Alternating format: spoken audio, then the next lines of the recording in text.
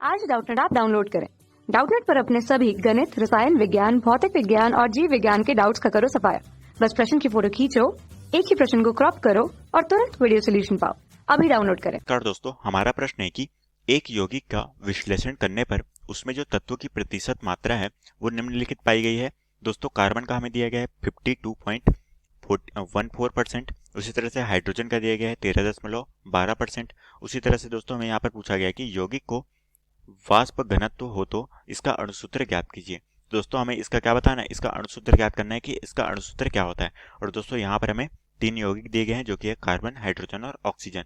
ठीक है, तो सबसे पहले दोस्तों हम यहाँ पर एक टेबल का निर्माण करते हैं और एक एक करके हम उस सारणी में हमारे तत्व और उसकी मोलों की संख्या ज्ञात करेंगे कि हमारे पास जो है मोलों की संख्या कितनी प्राप्त हो रही है। ठीक है, तो दोस्तों मैं यहाँ पर एक टेबल बना लेता हूँ। दोस्तों, हमने यहाँ पर एक टेबल का निर्माण कर लिया है जहां पर दोस्तों यहाँ पर हमारा क्या होगा, यहाँ पर दोस्तों हमारा तत्व का नाम होगा जो कि कार्बन, हाइड्रोजन और ऑक्सीजन उपस्थित है। ठीक है, अब दोस्तों यहाँ पर जो प्रतिशत मात्रा दी गई है ये यहाँ पर होगी जो कि होगी हमारी प्रतिशत मात्रा जो कि हमें प्रश्न में दी गई है। अब दोस्तों हम क्या करेंगे, प्रतिशत मात्रा को इसके परमाणु भार से डिवाइड करेंगे जिससे हमें क्या मिल जाएगी। दोस्तों यहाँ पर हमें जब हम परमाणु भार से प्रतिशत मात्रा को डिवाइड करेंगे तो हमारे पास यहाँ पर मोलों की संख्या ज्ञात हो जाएगी। ठीक है, तो हम कह सकते हैं कि यहाँ से हमें मोलों की संख्या प्राप्त होगी। ठीक है, अब दोस्तों हमें जब मोलों की संख्या प्राप्त होगी तो हम क्या करेंगे, यहाँ से न्यूनतम मोलों की संख्या से सभी को भाग देंगे। ठीक है, न्यूनतम मोलों की संख्या से भाग देने पर ठीक है, तो दोस्तों जब हम न्यूनतम मोलों की संख्या से भाग देंगे तो हमें क्या मिलेगी, यहाँ पर पूर्ण संख्या मिलेगी। और दोस्तों यहाँ पर हमारा क्या होगा, n इंटू पूर्ण संख्या।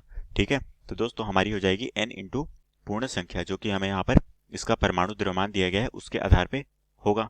ठीक है, तो दोस्तों हम एक एक करके देखते हैं कि हमारे पास कौन कौन से तत्व दिए गए हैं। सबसे पहला तत्व दिया गया है दोस्तों हमें कार्बन।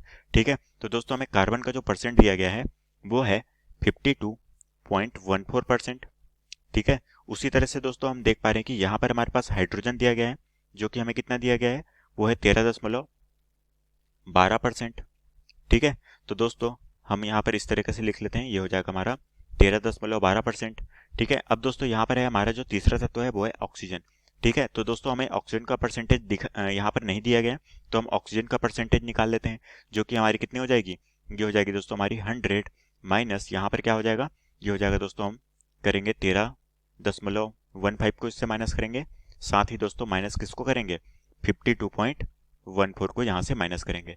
तो हमारे पास जो ऑक्सीजन का परसेंटेज यहाँ पर आ जाएगा वो आ जाएगा लगभग हमारे पास 34.74। ठीक है, तो हम कह सकते हैं कि ऑक्सीजन का जो परसेंट है वो है 34.74%।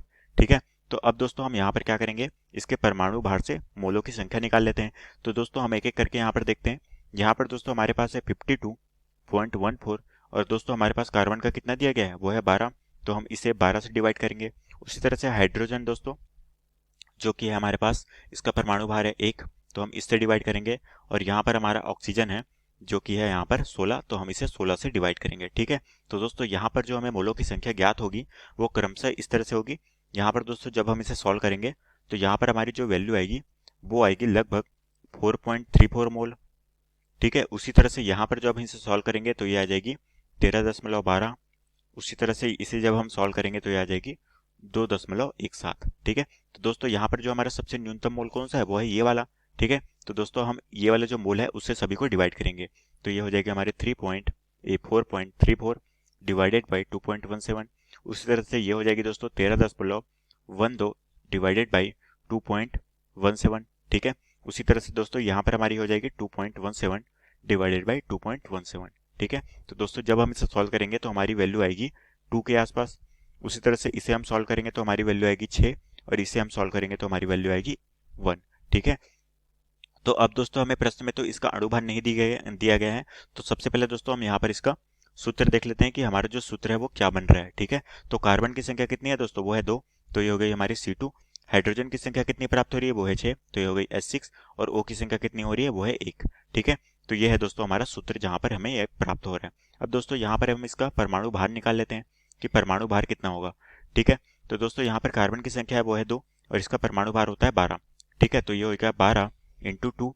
उसी तरह से हाइड्रोजन का होता है दोस्तों 1, तो ये हो गया 1 इंटू 6 और ऑक्सीजन का होता है 16 इंटू 1। ठीक है, तो यहाँ पर दोस्तों हमारा जो परमाणु भार है वो यहाँ पर आ गया 12, ये हो गया 24 ये हो गया दोस्तों 6 और ये हो गया 16। ठीक है, तो दोस्तों जब हम इसे कैलकुलेट करेंगे तो हमारे पास जो वैल्यू आएगी वो आएगी लगभग ये हो गई 30 और ये हो गई 46। ठीक है, तो दोस्तों हम कह सकते हैं कि यहाँ पर हमारे पास 46 परमाणु भार आ रहा है, मतलब कि दोस्तों n की वैल्यू क्या होगी, यहाँ पर होगी 1। ठीक है, तो दोस्तों यहाँ पर हो जाएगी n 1 इंटू 2, तो हमारे पास आ गई 2। उसी तरह से ये हो गई दोस्तों 6 इंटू 1, तो ये हो गई 6 और ये हो गई 1 इंटू हमारे पास क्या हो गई दोस्तों 1 इंटू 1, तो ये हमारे पास आ गई वैल्यू 1। ठीक है, तो दोस्तों हम कह सकते हैं कि यहाँ पर हमारे पास प्रश्न में अणुभार नहीं दिया गया था, तो हम कह सकते हैं कि हमारा जो अणुभार होगा वो होगा 46। और दोस्तों यहाँ पर जो हमें इसका अणुसूत्र प्राप्त हो रहा है वो है C2H6O1। ठीक है, और यही दोस्तों हमें प्रश्न में पूछा गया था, जो कि हमारे प्रश्न का उत्तर है। तो आशा करता हूँ दोस्तों आपको ये प्रश्न समझ आया होगा। धन्यवाद। कक्षा 6 से 12वीं से लेकर नीट, IIT, JEE वो एडवांस के लेवल तक 1 करोड़ से ज्यादा छात्रों का भरोसा। आज ही डाउनलोड करें डाउटनेट ऐप या व्हाट्सएप करें अपने सारे डाउट्स 8400 400 400 पर।